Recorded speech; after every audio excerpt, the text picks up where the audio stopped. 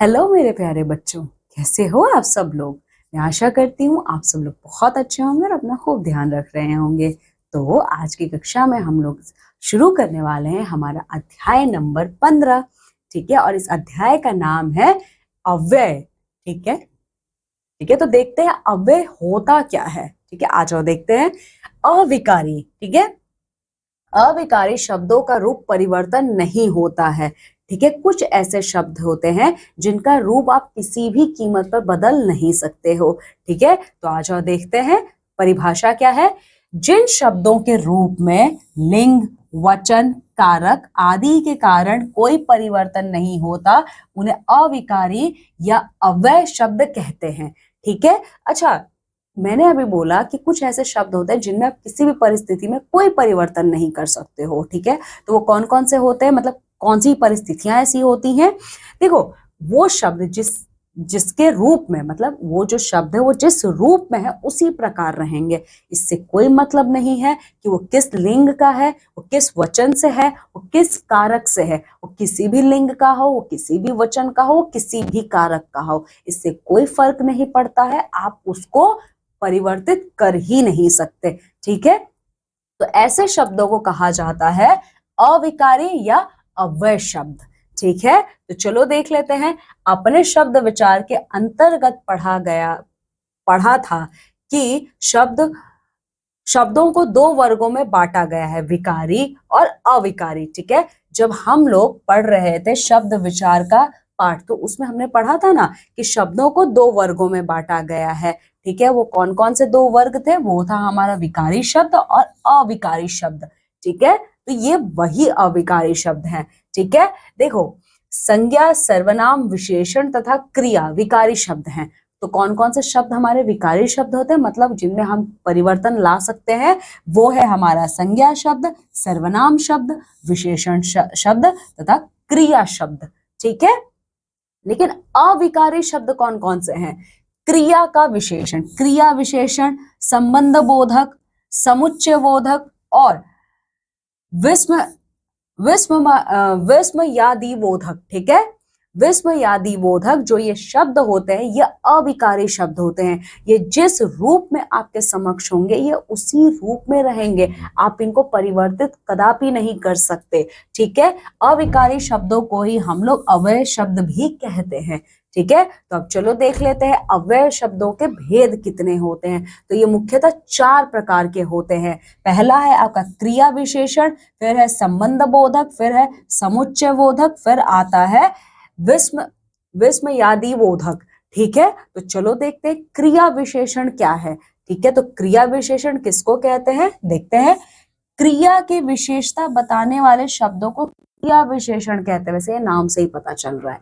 ठीक है, आपकी क्रिया के विशेषता को जो शब्द बताते हैं वही कहलाते हैं आपके क्रिया विशेषण शब्द। ठीक है, जैसे रेलगाड़ी तेज चलती है, तो यहाँ पे तेज रेलगाड़ी की विशेषता को बताया जा रहा है। बच्चे बाहर खेल रहे हैं, तो यहाँ पे खेलना कहाँ पे हो रहा है, बाहर हो रहा है।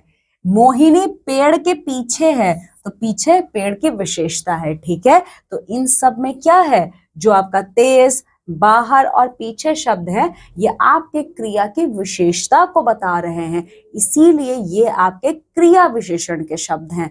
ठीक है, अब चलो देखते हैं क्रिया विशेषण के भेद। देखिए, सबसे पहले तो हमने ये देखा कि अव्यय के कितने भेद होते हैं, तो वो 4 भेद थे हमारे। पहला भेद था हमारा क्रिया विशेषण। अब हम लोग ये देखेंगे कि क्रिया विशेषण के कितने भेद होते हैं। ठीक है, तो क्रिया विशेषण के आपके 4 भेद होते हैं। कितने भेद होते हैं, 4 भेद होते हैं। पहला है आपका कालवाचक क्रिया विशेषण। ठीक है, इसमें क्या है, कल, परसों, आजकल, लगातार, अब आदि। अब देखो, जो कालवाचक है, नाम से ही पता चला ये किसी काल के बारे में बता रहा है। या तो आपके भूतकाल के बारे में बताएगा, या तो वर्तमान काल के बारे में बताएगा, या फिर आपके भविष्य काल के बारे में बताएगा, लेकिन किसी काल के बारे में बताएगा। ठीक है, तो इसीलिए इसका नाम है आपका कालवाचक क्रिया। फिर दूसरा है आपका स्थानवाचक क्रिया विशेषण। ये वो क्रिया विशेषण है जिसमें आपको स्थान के बारे में ज्ञात होता है, जैसे जहां, कहां, दाएं बाएं नीचे आदि। ठीक है, फिर आता है रीतिवाचक क्रिया। रीतिवाचक क्रिया वो है जो आपको एक विशेष रीति के बारे में बताता है, जैसे अवश्य, धीरे धीरे, वास्तव। ये कार्य आपको अवश्य पूर्ण करना है, यहाँ पे धीरे धीरे चलो, तो यहाँ पे हम रीति के बारे में बता रहे हैं कि आपको क्या करना है। ठीक है, तो उसी को कहा जाता है आपका रीतिवाचक क्रिया। फिर आता है परिमाणवाचक क्रिया। ठीक है, इसका मतलब ये है कि आपका परिमाण क्या क्या होगा, जैसे बारी बारी से, यथाक्रम, आपको किस तरीके से अपना कार्य करना है वो आपको बताए। जैसे आप बारी बारी से करोगे, ठीक है, आपको ये काम इसी इसी इसी तरीके से करते रहना है। तो इस प्रकार से हमने देखा क्रिया विशेषण के कितने भाग होते हैं, 4 भाग होते हैं। ठीक है, तो अब हम लोग अपना अव्यय का जो दूसरा भाग है हमारा संबंध बोधक, अब हम उसको देखेंगे। ठीक है, तो संबंध बोधक किसे कहा जाता है, आ जाओ देखते हैं।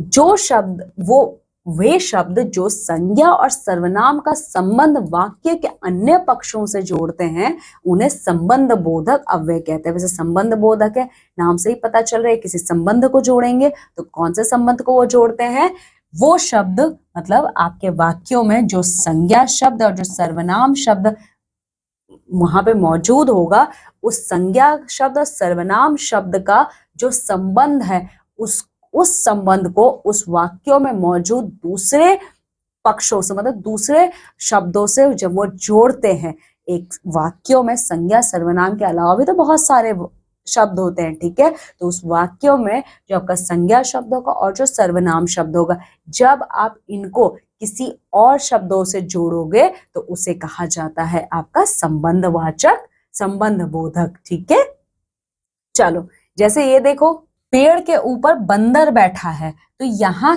के ऊपर, क्योंकि पेड़ और बंदर के बीच में कौन सा संबंध है, ऊपर का। ठीक है, रवि बस के पास खड़ा है, के पास, रवि और बस के बीच में कौन सा संबंध है, पास का। विद्यालय के सामने पेड़ है। ठीक है, अब ये देखो, विद्यालय और पेड़ में कौन सा संबंध है, के सामने, मतलब के सामने का। ठीक है, तो इसीलिए क्या है, ये आपका संबंध बोधक है। ठीक है, संबंध बोधक अव्यय है। अब बात करते हैं तीसरे अव्यय का, वो है हमारा समुच्चय बोधक। ठीक है, समुच्चय बोधक अव्यय या योजक। ठीक है, ये क्या होता है, जो अविकारी शब्द दो शब्दों, वाक्यांशों अथवा वाक्यों को आपस में जोड़ते हैं, वे समुच्चय बोधक अव्यय या योजक कहलाते हैं। ठीक है, जो भी शब्द, जो अविकारी शब्द किसी भी दो शब्दों को, दो वाक्यों को या दो वाक्यांशों को जोड़ देते हैं, उसे हम समुच्चय बोधक या योजक कहते हैं। जैसे ये देखो, सुमित और मोहन कैरम खेल रहे हैं, यहाँ पे दो वाक्य आपके जुड़ रहे हैं। वो कौन कौन से वाक्य हैं, आप जरा ध्यान से देखिएगा। एक तो वाक्य आपका ये है कि सुमित कैरम खेल रहा है, ये आपका पहला है। फिर आ जाएगा आपका मोहन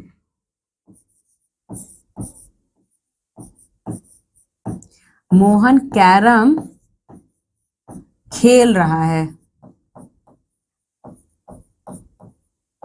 देखो, ये दो अलग अलग शब्द हैं, पर जब आप इन दोनों शब्दों को जोड़ दोगे, माफ कीजिएगा, ये दोनों अलग अलग वाक्य हैं, जब आप इन दोनों वाक्यों को जोड़ दोगे तो ये क्या बन जाएगा, सुमित और मोहन कैरम खेल रहे हैं। ठीक है, आपका ये वाक्य ये बन जाएगा। ठीक है, ठीक है, तो आपने देखा कि किस तरीके से अब आप जब जोड़ते हो दो शब्दों को, ये दो वाक्यों को, तो ये क्या बनता है। ठीक है, अब देखो ये दूसरा देखो, मीना लंबी है लेकिन नेहा छोटी है, ये दो वाक्य हैं। मीना लंबी है, नेहा छोटी है। ठीक है, अब देखो यहाँ पे जो ये आपका और है, और लेकिन। ठीक है, कृष्ण धनी थे परंतु सुदामा निर्धन, जो ये परंतु है, तो ये जो शब्द है ना, ये सब क्या है, इन शब्दों की सहायता से आप दो वाक्यों को एक साथ जोड़ रहे हो, तो इसीलिए इसको क्या कहा जाएगा, इसको कहा जाएगा समुच्चय बोधक अव्यय। ठीक है, चलो अब हमारा जो अव्यय का चौथा भेद है वो है हमारा